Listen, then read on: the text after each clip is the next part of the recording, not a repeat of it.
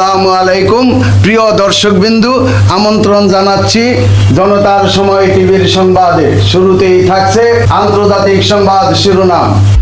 ইসরায়েলের আকাশে মুহুর্মুহু বিস্ফোরণের শব্দ, বাজছে বিমান হামলার সাইরেন। ইরানের একের পর এক হামলায় নাস্তানাবুদ ইসরায়েল।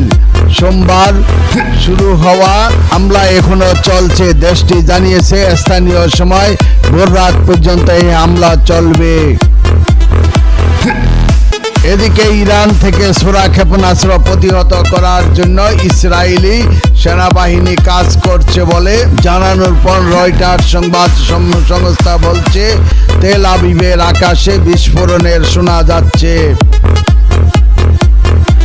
অন্যদিকে টাইমস অফ ইসরায়েল জানিয়েছে মধ্য ইসরায়েলে বিমান হামলার সাইরেন বাজছে। এর আগে ইরান থেকে নিক্ষেপ করা ড্রোন ভূপাতিত করার খবর দিয়েছিল দখলদার বাহিনী। পাশাপাশি ইরানের হামলায় কোনো হতাহত হয়নি বলেও দাবি করে তেল আবিব।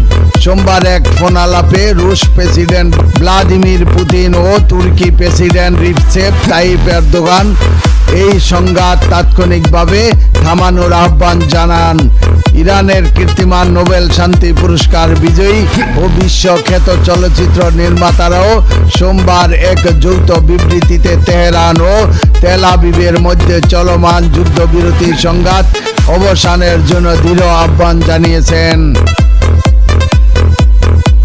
এদিকে চলমান এই উত্তেজনার মধ্যে পাকিস্তান তার প্রতিবেশী ইরানের সঙ্গে সব সীমান্ত পয়েন্ট এক প্রকার বন্ধ ঘোষণা করেছে।